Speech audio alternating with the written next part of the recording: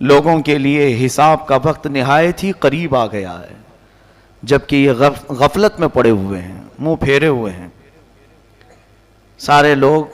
بلکہ اللہ کے نبی صلی اللہ علیہ وسلم اپنے زمانے اقدس میں یوں ارشاد فرمایا کرتے کہ میں اور قیامت اس طرح سے ہیں، یعنی اتنا قریب ہیں جیسے انگلیاں۔ 1400 سال پہلے کے عرصے کو حضور نے قریب فرمایا، تو اب تو ہم بالکل ہی قریب آئے ہیں اس طور پر کہ قیامت ہمارے سر پر ہے۔ ساری نشانیاں ظاہر ہو چکی ہیں، محض چند بڑی نشانیوں کو آنا باقی ہے، جس کے بعد قیامت قائم ہو جائے گی۔ ہمارے بزرگوں نے آج جو موجود ہیں انہوں نے بھی جو پیشین گوئیاں کی، اے لوگو تم بہت زیادہ پھیلنے کی کوشش نہ کرو، اس لیے کہ سب سے بڑے فتنے، سب سے بڑی علامات قیامت کی جو آنی ہیں وہ بالکل قریب ہیں تمہاری زندگیوں سے۔ دجال کا ظہور، یاجوج ماجوج کا نکلنا بہت ہی قریب ہے۔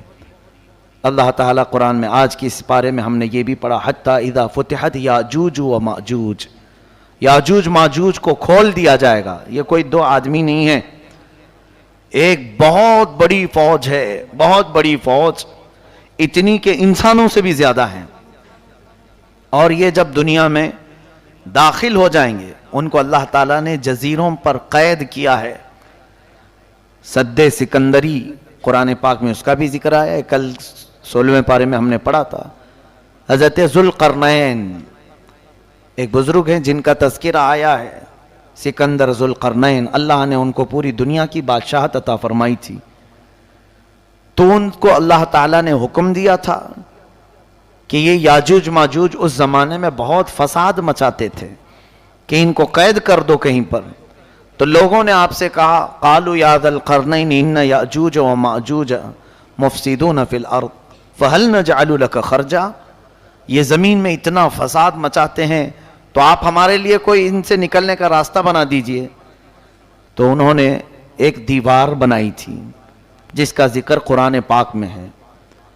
حضرت ذوالقرنین نے سیسا پگھلا کر کے ایک بہت ہی مضبوط دیوار کھینچی۔ وہ دیوار کہاں ہے اللہ بہتر جانے، ہمیں قرآن نے اتنا کہا ہے کہ انہوں نے دیوار میں انہیں قید کیا۔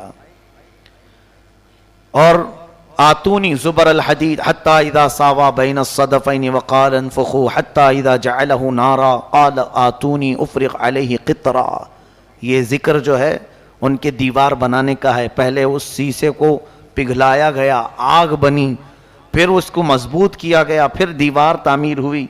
اب وہ یاجوج ماجوج کی جو فوج ہے انہیں قید کر دیا گیا۔ حدیث پاک میں ہے وہ روزانہ دیوار کو توڑنے کی کوشش کرتے رہتے ہیں، پوری رات بھر دیوار کو چاٹتے ہیں یہاں تک کہ وہ تھوڑی باقی رہ جاتی ہے۔ تو تھوڑی باقی رہتی ہے، صبح کے وقت وہ تھک جاتے ہیں اور کہتے ہیں چلو باقی کا کل کر لیں گے، یہ کل نکل جائے گی۔ وہ جیسے ہی واپس آتے ہیں اللہ تعالیٰ اس دیوار کو جیسی تھی ویسی بنا دیتا ہے، روز کا معمول ان کا ہے۔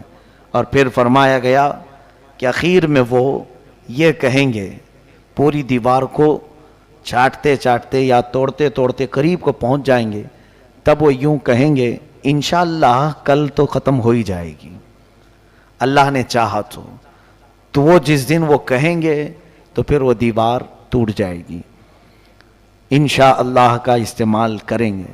اس کے بعد دیوار جب ٹوٹے گی تو وہ پوری فوج داخل ہوگی پوری دنیا میں، اور وہ اتنا فساد مچائیں گے کہ ہر چیز کو کھائیں گے، ہر چیز کو، یعنی ان کے لیے کوئی کھانے کی چیزیں مخصوص نہیں، پوری کھیتیاں چر جائیں گے، پورے مویشی جانور چبا جائیں گے، استعمال کرنے والی چیزیں کھا جائیں گے، لکڑیاں کھا جائیں گے، کوئی چیز باقی نہیں چھوڑیں گے، سب چیزیں کھائیں گے۔ وہ ایک بہت بڑا فتنہ ہوگا قیامت سے پہلے، پھر اللہ تبارک و تعالیٰ انہیں ہلاک فرمائے گا۔ دجال کا ظاہر ہونا بہت ہی قریب ہے۔ دجال، کانا دجال جس کو کہتے ہیں، اس کی ایک آنکھ ہوگی، اس کی پیشانی پر کاف رے لکھا ہوگا، وہ صرف اہل ایمان دیکھیں گے، جن کے اندر ایمان ہے انہیں نظر آ جائے گا اس کی پیشانی پر کیا لکھا ہے، کافر لکھا ہوا ہے، اور جو منافق ہیں وہ اسے نہیں پہچان پائیں گے۔ وہ بڑی طاقتیں لے کر کے آئے گا اور لوگوں کو بہت بڑی آزمائش میں ڈالا جائے گا، اس طور پر کہ وہ لوگوں کو دکھائے گا پانی برسا کر کے، زمین سے سبزے اگا کر کے، جو مانگو وہ اسی وقت حاضر کر کے دکھا دے گا۔ سونا چاہیے وہ حاضر ہے، چاندی چاہیے وہ حاضر ہے۔ تو لوگوں سے وہ کہے گا کہ میں تمہارا خدا ہوں جس کی تم عبادت کرتے تھے، میں اتر پڑا ہوں۔ تو جو اسے مان لے گا تو وہ کافر و مرتد ہو جائے گا، اور جو نہیں مانے گا اسے وہ سخت سزائیں دے گا، یہاں تک کہ تیل کو گرمائے گا اور مومنوں کو اس میں ڈالے گا کھولتے ہوئے تیل میں، یا پھر کوئی مومن اس کو نہ مانے تو اس کی دونوں ٹانگ پکڑ کر چیر دے گا، ہلاک کرے گا۔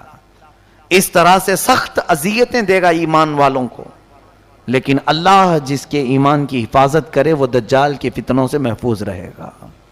حضور اکرم صلی اللہ علیہ وسلم دعا کیا کرتے تھے، نعوذ بک من فتنة المسیح الدجال، اے مولا ہم تیری پناہ مانگتے ہیں مسیح الدجال سے، یہ کانا جو دجال آئے گا۔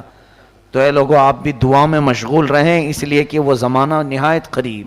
مجھے تو نظر آتا ہے کہ جو جو علامتیں دجال کے ظاہر ہونے کی بتائی گئی تھیں وہ سب آ گئی دنیا میں۔ جھوٹ کو سچ کر کے دکھانا عام ہو جائے گا، ہر جھوٹی چیز۔ یہ دجال کی ذریت، یہ پوری میڈیا جو آج دنیا میں ہے، یہ دجال کے آنے کی راہ ہموار کر رہے ہیں۔ اور دجال کیا ہوگا؟ یہودی اس کو مسیحا سمجھتے ہیں، یہودی اس کو اپنا مسیحا مانتے ہیں کہ وہ ہم سب کو پوری دنیا میں عزت دینے والا آئے گا۔ تو دجال کے آنے کے لیے یہودی پوری فیلڈ ہموار کر رہے ہیں، جگہ جگہ جو تمام چیزوں کا قبضہ، پورے سونے پر ان کا قبضہ ہے آج، جیولری، گولڈ، اتنے تعداد میں یہ جمع کرتے جا رہے ہیں، کیونکہ یہ دجال کے کام آنے کے لیے۔ اور دجال ان کے لیے مسیحا ہے، بظاہر مسیحا۔ وہ یوں سمجھتے ہیں کہ ہمیں جنت دلانے والا آنے والا ہے۔ دیکھا نہیں آپ نے، یہودی اکثر چیزوں میں، اپنے برانڈ میں یا اپنے لوگوں میں ایک آنکھ کا استعمال کرتے ہیں۔ وہ ایک آنکھ کا استعمال دجال کی علامات ہیں۔ وہ دجال کی پوجا بھی کرتے ہیں، عبادت بھی کرتے ہیں، اور اس کے آنے کی دعائیں کر رہے ہیں آج پوری دنیا میں۔ سال میں پورا اجتماع ہوتا ہے یہودیوں کا، اور وہ بار بار دعا کرتے ہیں کہ وہ جلدی سے آ جائے۔ تو یہ یہودی پوری اس کی فوج تیار ہے آج، سارا یعنی فیلڈ تیار کر دی گئی۔ یہ بھی حدیث پاک میں آیا ہے، دجال کے آنے سے پہلے پہلے یہودی اور عیسائی تمام ملکوں کو فتح کرتے کرتے حرم پاک تک پہنچ جائیں گے۔ حرمین طیبین چھوڑ کر، مکہ مکرمہ اور مدینہ طیبہ چھوڑ کر تقریباً پوری دنیا پر یہ قبضہ کر لیں گے۔ یہ حدیث پاک میں یہ ہو کے رہے گا، اور یہ پہنچ گئے، آج عرب میں بھی پہنچ گئے ہیں۔ آج عرب کے تمام ایئرپورٹ، سعودی عرب، اصل میں اس کو سعودی کہنا مناسب نہیں سمجھتا، وہ عرب شریف تھا، ان ظالموں نے اس کو سعودی بنایا ہے، پہلے نہیں تھا یہ سعودی۔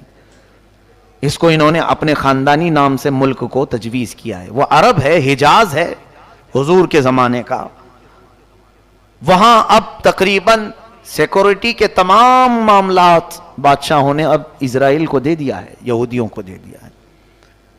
حتیٰ کہ ابھی نئی خبر یہ بھی ملنے کو آ رہی ہے کہ حج اور عمرے کے تمام انتظامات اسرائیلی کمپنی کو دیے جانے والے ہیں، یعنی وہ بہتر سے بہتر سیکورٹی فراہم کریں گے۔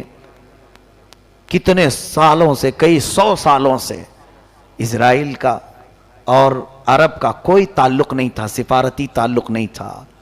ابھی جا کر کے یہ تعلق بھی قائم ہونا شروع ہوا کہ براہ راست سعودی عرب سے پروازیں، طیارے، پلین اسرائیل جا سکتے ہیں، آ سکتے ہیں۔ یہ ساری چیزیں ہموار ہو گئیں، ان کی تمام دوستی کھل کر کے آ گئی اب، یعنی یہ یہود کو عرب میں داخل کرنے کے تمام راستے پیدا کر چکے ہیں۔ کیا یہ علامات نہیں؟ حضور صلی اللہ علیہ وسلم کی حدیثیں پڑھو، دجال کے آنے کی اور کیا علامات ہیں؟ فرمایا عرب جب کثرت سے گناہ میں مبتلا ہو جائیں گے، کثرت الخبث، یعنی خباثت عام ہو جائے گی۔ اسی کی تو ایک کڑی ہے کہ اب عرب میں بیچ بننے جا رہے ہیں، سینما تھیٹر کھلنے جا رہے ہیں، جوئے کے اڈے اوپن ہو رہے ہیں، یہ میرے آقا نے فرما دیا تھا، عرب جو ہے خباثت میں مشغول ہو جائیں گے، علل اعلان برائیوں، پہلے سے تو تھی ان کے اندر لیکن اب کھل کر کے.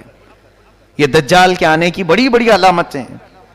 دریائے تبری جس کے متعلق یہ فرمایا گیا اس کا پانی سوکھ جائے گا تب دجال آ جائے گا. ابھی ہم نے رپورٹ میں دیکھا ہے کہ 2 یا 2.5 فٹ پانی اس میں بچ گیا ہے دریائے تبری میں.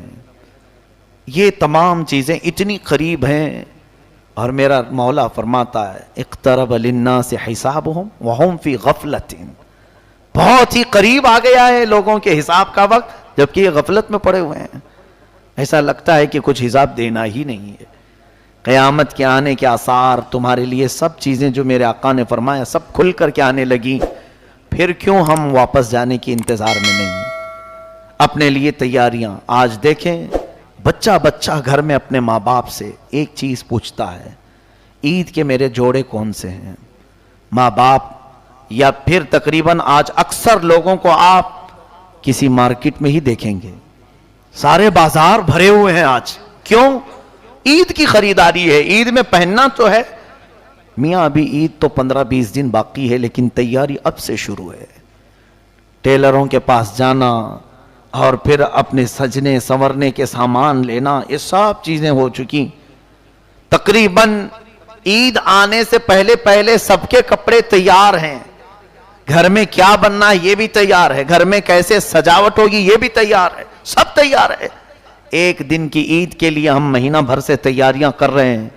میرے عزیزو، قیامت میں مولا کے حضور کھڑے ہونے کی کیا تیاری کی؟ کون کون سی تیاریاں ہمارے پاس؟ کبھی اپنے بچوں کو سکھایا کہ بیٹا وہاں رب تعالیٰ تو تجھے ننگا کر دے گا، تو کیا پہنے گا؟ قرآن پڑھا، اپنے لیے کچھ رکھا؟ کہیں تمہاری کوئی چوپڑی میں چھوٹی سی نوٹ بک میں لکھا ہوا ہے کہ میں نے اپنی زندگی میں اتنے ختم قرآن کیے ہیں، اتنی تسبیحات پڑھے ہیں، اتنے ذکر کیے ہیں؟ یا پھر کوئی تو چیزیں ایسی لکھ کر کے رکھو کہ رب تبارک و تعالیٰ کے حضور اگر پوچھا جائے تو یہ پیش کر دوں گا. ہم تو اندھا دھند جی رہے ہیں، ہم کو تو کوئی خبر ہی نہیں. باقی سب ہم جوڑے گنتے ہیں، ہر چیز کی تمام ہم کو حساب کتاب سب معلوم ہے. کس دن کیا بنے گا، کس دن کیا سجایا جائے گا، کس دن کیا پہنا جائے گا. میرے عزیزو، یہ غفلت کی زندگی ہمارے لیے بہت ہی خطرناک ہے. مسلمان کی زندگی ایسی نہیں ہونی چاہیے. کفار و مشرکین اگر ایسے جیتے ہیں تو ان کے لیے تو اللہ نے جہنم تیار کیا ہے. اللہ فرماتا اعدت للکافرین، میں نے جہنم کو کافروں کے لیے تیار کیا ہے. تم کیوں اس کی تیاری کر رہے ہو؟ فاتقوا النار التي وقودها الناس والحجارة اعدت للکافرین، اس جہنم کی آگ سے ڈرو جس کا ایندھن میں نے انسانوں کو اور پتھروں کو بنایا. لیکن وہ جہنم کس کے لیے ہے؟ اے لوگو، کافروں کے لیے. تم خوش نصیب ہو، اللہ نے تمہارے لیے کہیں پر بھی قرآن میں ایک جگہ بھی نہیں فرمایا کہ جہنم ہے، بلکہ سب جگہ تمہارے لیے فرمایا ان الذین آمنوا وعملوا الصالحات کانت لہم جنات الفردوس نزلا. جو ایمان لائے ہیں، عمل صالح کیے ہیں، اے لوگوں، ان کی مہمان نوازی کے لیے تو میں نے جنت الفردوس بنایا ہے. ایک جگہ نہیں، ہر پارے میں تمہیں ملے گا جنات تجری من تحتها الانہار خالدین فیہا. ایسی تمہارے لیے جنتیں میں نے بنائی ہیں، باغیچے ہیں جس میں نہریں بہ رہی ہیں، جو جائے گا اس میں ہمیشہ رہے گا. لیکن بندہ ہے کہ وہ مولا کی سجائی ہوئی جنت کو لینے کی تیاری کرنا نہیں چاہتا. کافروں کے کام اچھے لگتے ہیں، یہود و نصارہ کے عمل پسند ہیں. ہماری پوری قوم کو ان کی ایکٹیویٹیز میں دلچسپی ہے، ان کے کیریکٹر کو دل سے لگانے کو پسند کرتے ہیں.